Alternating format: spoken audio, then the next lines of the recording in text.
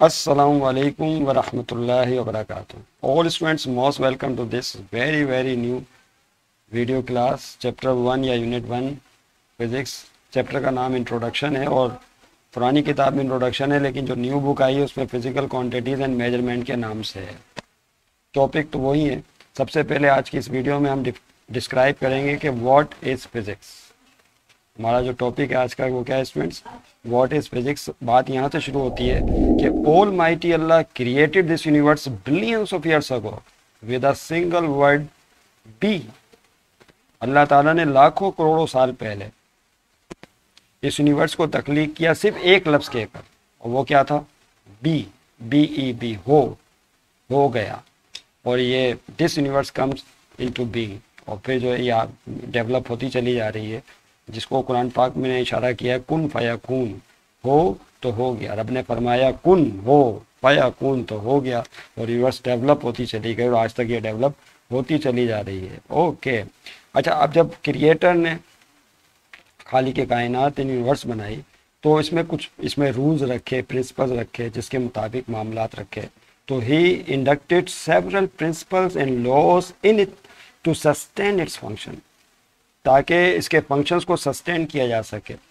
मुख्तलिफ कवानीन बनाए। बहुत एक छोटी सी मिसाल ले लें कि जब आप कोई चीज़ आपके हाथ से छूट जाए तो वो नीचे की तरफ गिरती है, law of gravitation. Is that clear? और इस तरह बहुत सारे अनगिनत लॉज जो है वो डेवलप किए गए और उसके मुताबिक जो है यूनिवर्स हमारी रन कर रही है। तो उस ज़माने से या उस दिन से, now from the day of their creation every particle of the universe is following these laws. उस पहले दिन से जो है हर जर्रा इस कायनात का, इस यूनिवर्स का, इस दुनिया का उन कवानीन को फॉलो कर रहा है। इन्हें कहा जाता है द लॉज ऑफ नेचर। इन कवानीन को क्या कहा गया? Laws of nature. और हर जर्रा दुनिया का और इस यूनिवर्स का उस लॉ पर अमल कर रहा है। और एक बात और ध्यान में रखिएगा स्टूडेंट्स, बड़ी इंपॉर्टेंट चीज़ वो ये कि human being is the best creature of Allah in this world. ये अल्लाह ताला ने इंसान को अशरफुल मखलूक का नाम दिया है इस कायनात के अंदर, और जो है उसे बहुत सारी क्वालिटीज़ से नवाजा है। खलीफतुल अर्द करार दिया है कि तुम ज़मीन के खलीफा हो और तुम यूनिवर्स को डिस्कवर करो। और जा बजा कुरान पाक में जो है बाकायदा इंसानियत को, इंसानों को दावत दी गई है कि वो इस कायनात में गौर व फिक्र करें, इसे मुसख्खर करें, और जब उसकी तस्कीर करें कि तो फिर ही हम पर ईमान लेकर आ जाएं कि हम इसके बनाने वाले हैं, हम इसको क्रिएट करने वाले हैं। तो अल्लाह ताला जब लोगों को ईमान की दावत दे रहे हैं, इंसानियत को ईमान की दावत दे रहे हैं कि इसका खालिक के कायनात वो है, रब है, तो पहले वो दावत दे रहे हैं ऑब्जर्वेशंस की कि ऑब्ज़र्व करें। और अनगिनत मिसालों के ज़रिए जो है बयान किया जा रहा है कि उसको ऑब्ज़र्व करें कि कोई है जिसने इस कायनात को डेवलप किया। और जब तुम्हारी अकल ये समझने लगे कि वाकई कोई है जो जिसने इस यूनिवर्स को डेवलप किया है, तो फिर जो है एक अल्लाह पर ईमान ले। अब सवाल यहाँ पर एक पैदा होता है कि इसको डिस्कवर कैसे किया जाएगा। तो अल्लाह ताला ने इंसानों के अंदर से ही कुछ अफराद मुतय्यन कर लिए, जिनको आप गॉड गिफ्टेड पीपल कह सकते हैं, जिनको आप साइंटिस्ट कहते हैं। इब्नुल हैसम हो गए, मोहम्मद बिन मूसा अल ख्वारिज़मी हो गए, नसीरुद्दीन तूसी हो गए, अनगिनत मिसालें मौजूद हैं। अल्बर्ट आइंस्टाइन हो गए, सर आइजक न्यूटन हो गए। Is that clear? जिन्होंने इस यूनिवर्स को डिस्कवर करना शुरू किया और मुख्तलिफ लॉज जो है इंसानियत तक पहुँचाए। और आज जो आप इतनी तरक्की देख रहे हैं उसका जो सेहरा है वो इन्हीं साइंसदानों के सर जाता है। तो one of them is to unfold and discover the laws of nature. तो जाहिर सी बात है इन्होंने लॉ ऑफ नेचर को अनफोल्ड किया, सबके सामने लेकर आए। अब यहाँ पर एक बड़ी इंपॉर्टेंट बात है कि व्हेन ही लुक्स अराउंड, जब आप अपने चारों तरफ देखते हैं तो observes that innumerable number of events are taking place. बहुत सारे वाक़यात आपको रोज़मर्रा ज़िंदगी में होते नज़र आते हैं। कुछ मिसालों के ज़रिए हम इस सवाल के जवाब की तरफ जाएंगे कि फ़िज़िक्स क्या है स्टूडेंट्स। तो आप देखते हैं clouds are floating in the sky, rain falls from them. ये एक आम मुशाहिदे की बात है कि आपको क्लाउड्स नज़र आते हैं। यू कैन सी हियर कि जब आप क्लाउड्स देखते हैं कि वो बारिश बरसा रहे हैं। Is that clear? और ना सिर्फ वो बारिश बरसाते हैं तो सवाल ज़हन में पैदा होता है कि क्लाउड्स फॉर्म कैसे होते हैं। उन क्लाउड, वो जो क्लाउड्स या गैस है वो वाटर कैसे बन जाते हैं, पानी कैसे बन जाते हैं, बरसने लगते हैं। और फिर एक और बड़ा इंपॉर्टेंट फिनोमेना जो क्लाउडिंग में होता है वो है लाइटनिंग, फ्लैशिंग। लाइट कैसे फ्लैश होती है, किस तरह चमक पैदा होती है, ये अगला सवाल जहन में पैदा होता है। वो कौन सा कानून या रूल है जिसके तहत बरसात होती है या बिजली चमकती है। Is that clear. तो रोज़मर्रा ज़िंदगी में आम मुशाहिदे की बात है, बरसात के मौसम में ये आप ऑब्जर्व करते हैं तो आपके जहनों में एक सवाल पैदा होता है कि ऐसा कैसे होता है। आप मुख्तलिफ प्लांट्स और ब्यूटीफुल ग्रासेस को देखते हैं रोज़मर्रा ज़िंदगी में। ये खूबसूरत जो पौधे हैं, ये जो खूबसूरत ग्रासेस हैं जो आपको नज़र आती हैं, ये कैसे डेवलप हुई हैं, ये कैसे बनी है, सवाल ये पैदा होता है। तो several tiny plants and beautiful grass appears on the surface of dry land, हालांकि खुश्क होती है ज़मीन, उसमें से ये कैसे निकल आते हैं, फूट पड़ते हैं। यहाँ पर फिर एक सवाल इंसान को दावत दी जा रही है कि इस पर वो गौर करे कि फूल पौधे किस तरह उग रहे हैं, बरसात कैसे हो रही है, बिजली की चमक कैसे आ रही है। और इसके अलावा he observe that there are many objects that catch fire while others do not. और इसके अलावा हम ये भी देखते हैं कि कुछ ऑब्जेक्ट ऐसे हैं जो आग पकड़ते हैं, जलने लगते हैं, लेकिन कुछ ऑब्जेक्ट ऐसे भी हैं जो जलती हुई आग को बुझा देते हैं। जिस तरह आप देख सकते हैं, मुशाहिदे की बात है डायग्राम्स में कि यहाँ पर दो पिक्चर्स ऐसी हैं जिनमें आग जल रही है। तो वुड, लकड़ी जो है वो कैचेस द फायर, वो आग को कैच कर लेती है और जलने लगती है, लेकिन वही उसी आग को पर जब पानी डाला जाता है तो आग बुझ जाती है, फूट ऑफ हो जाती है फायर। वाई, लकड़ी से वो जलने लगती है लेकिन पानी से बुझ जाती है। अगला सवाल आपके जहन में पैदा हो गया कि ऐसा क्यों हुआ। ये वो सवालात थे जो शुरू से इंसानी जहन में डेवलप होते चले गए और इसी बुनियाद पर वो उन सवालों के जवाब की तलाश में निकला और आज फिजिक्स ने इतनी तरक्की कर ली कि हम जो है चांद तक पहुँच गए। तो ये सवाल हमारे जहन में होते हैं कि कुछ चीज़ें जो है वो जलती हैं और कुछ चीज़ें नहीं जलती। फिर हमने एक चीज़ और नोट की कि जो मैटर है या मादा है वो क्या है। मैटर के बारे में तो सब जानते हैं, everything which has got some weight occupy some space, जो जब वजन रखता हो या जगह घेरता हो, या आम अल्फाज में जो जगह घेरे, स्पेस ऑक्यूपाई करे, उसको मैटर कहा जाता है, मादा कहा जाता है। मादे की अमूमन 3 हालतें हैं। The matter is found into 3 states, इस पर हम 12 गुफ्तगू कर चुके हैं आपसे। सॉलिड, लिक्विड एंड गैस, ये 3 फॉर्म है। मिसाल के ऊपर यहाँ एक एग्जाम्पल में आप देख सकते हैं, बर्फ़ सॉलिड है, जब वो पिघलती है तो पानी बन जाती है, उसी स्टेट ऑफ मैटर को फिर आप लिक्विड कहना लिखते हैं। और फिर आप देख सकते हैं यहाँ पर जो है वो धुआं सा उठ रहा है, तो वही असल में गैस है। यानी चीज़ एक ही है लेकिन मुख्तलिफ हालतों में पाई जाती है। तो हमारी यूनिवर्स के अंदर जो है वो मैटर अमूमन 3 हालतों में पाया जाता है, बिलअमूम in general, solid, liquid and gas. एक चौथी फॉर्म भी आजकल बनाई जा रही है, उसका नाम प्लाज्मा है। तो बहरहाल जो मशहूर हालतें हैं वो सॉलिड, लिक्विड और गैस है। अब ये सॉलिड फॉर्म में कैसे है बर्फ़, और ये लिक्विड फॉर्म में कैसे कन्वर्ट हो गई, पानी कैसे बन गया। और जब उसको आप छोड़ देते हैं, एवापोरेट करना शुरू करते हैं, या उसको आप जलाते हैं, किसी बर्तन में रख के पानी को बॉयल करना शुरू कर दें तो स्टीम में चेंज हो जाता है, या वैसे ही छोड़ दें तो कुछ दिनों के बाद एवापोरेट हो जाता है, गैसियस स्टेट में आ जाता है। तो ये कैसे हो रहा है, सवाल इंसानी जहन में फिर सवालात पैदा हो गए। तो आपने देखा कि कई सवालात हैं जो इंसानी जहन में शुरू से पैदा होते चले गए और इन ऑब्जर्वेशंस की बुनियाद पर वो फिर आगे उसने जो है अपना जहन डेवलप किया। Is that clear. तो इस तरह से गुफ्तगू का सिलसिला जो आपका आगे बढ़ा। इन तमाम सवालात को मद्देनज़र रखते हुए एक साइंस डेवलप की गई जो इन तमाम सवालों के जवाब देती है कि सारे फिनोमेनास कैसे हो रहे हैं। ये चंद एक एग्जाम्पल दी हैं, अनगिनत हज़ारों लाखों ऐसी एग्जाम्पल्स मौजूद हैं, ऑब्जर्वेशंस ऐसी हैं जो हमारे मुशाहिदे में आती रहती हैं ताज़िंदगी।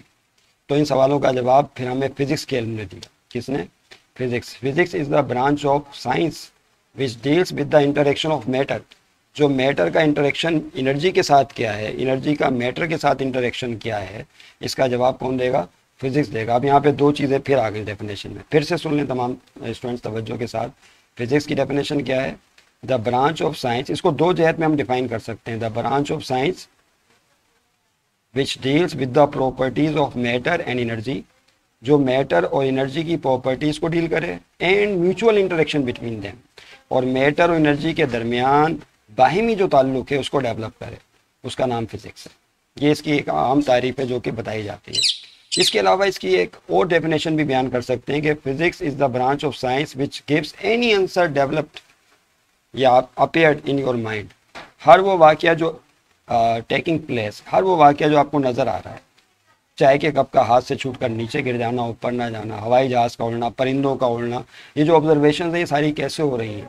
इन तमाम सब, बरसात का बरसना, बादलों का आना, उनका पानी बन जाना, या आप इलेक्ट्रिक बोर्ड, इलेक्ट्रिसिटी के ज़रिए पंखा चलाते हैं, उसी बिजली के ज़रिए बल्ब रोशन करते हैं। तो इन तमाम सवालों के जो जवाब हैं वो किसके ज़रिए? फिज़िक्स के ज़रिए दिए जाते हैं। तो फिज़िक्स साइंस की वो शाख है जो तमाम डेवलप होने वाले इंसानी दिमाग में जो क्वेश्चंस हैं, वाक़यात का मुशाहिदा करते हुए उनका जवाब देती है, उसका नाम फिज़िक्स है।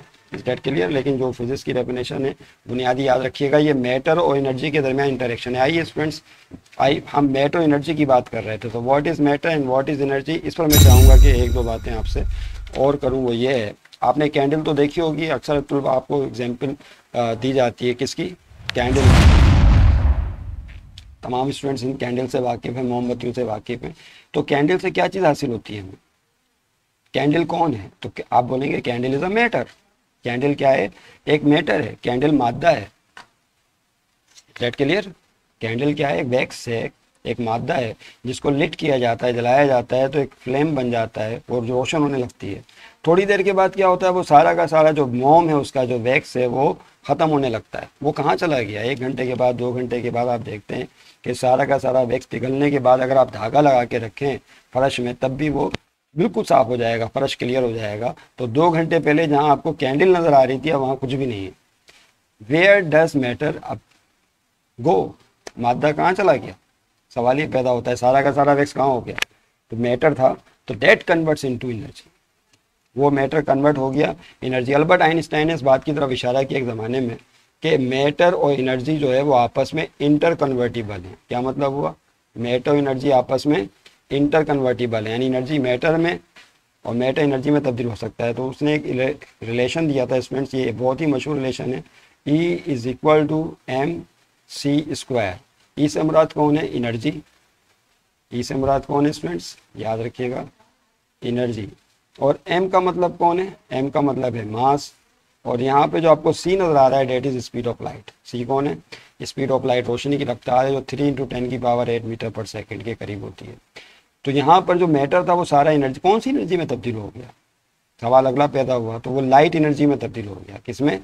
जो लाइट एनर्जी आपको लाइट नज़र आ रही है, हीट एनर्जी में तब्दील हो गया। जाहिर है इस लाइट में हीट भी मौजूद है, हीट एनर्जी में तब्दील हो गया। तो इसका मतलब है कि मैटर जो है वो एनर्जी में तब्दील हो गया। तो वो कौन सा कानून है जिसके तहत मैटर एनर्जी में चेंज हुआ, कन्वर्ट हुआ? उसका मुताला साइंस की जिस शाख में करते हैं उसे फिजिक्स कहते हैं। ना सिर्फ ये कि किस तरह से मैटर एनर्जी में तब्दील हुआ, अगला सवाल आपके जहन में पैदा हो सकता है कि अगर मैटर एनर्जी में चेंज हो सकता है तो फिर एनर्जी भी मैटर में चेंज हो सकती है।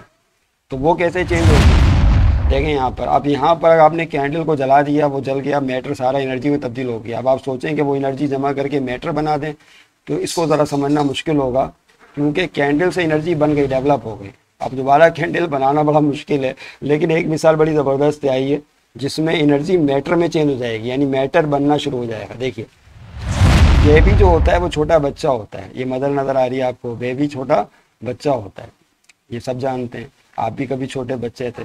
फिर क्या हुआ? डे बाय डे आप नशोनुमा हुई, ग्रोथिंग हुई, आप बढ़ते गए बढ़ते गए बढ़ते गए, 1 साल के हुए, 2 साल के हुए, 3 साल के हुए। जैसे जैसे आपकी एज बढ़ रही थी, तो आपका जो मैटर था, मादा था, जो वजन था, क्या वही था जो पहले दिन था जब हम पैदा हुए थे? नहीं। वक्त के साथ साथ क्या होता है, हमारा मैटर डेवलप होना शुरू हो जाता है। अब सवाल ये पैदा होता है कि हमारा वजन कैसे बढ़ रहा है, हमारे अंदर क्वांटिटी ऑफ मैटर कैसे डेवलप होती चली जा रही है? तो जवाब बिल्कुल सादा है, जस्ट बिकॉज ऑफ एनर्जी। किसकी वजह से? एनर्जी। उस फूड से एनर्जी हम ले रहे होते हैं, उस ग़िज़ा से जो हमें वालदा से या मदर से मिल रहा होता है, या हम जो भी खा पी रहे होते हैं। That clear?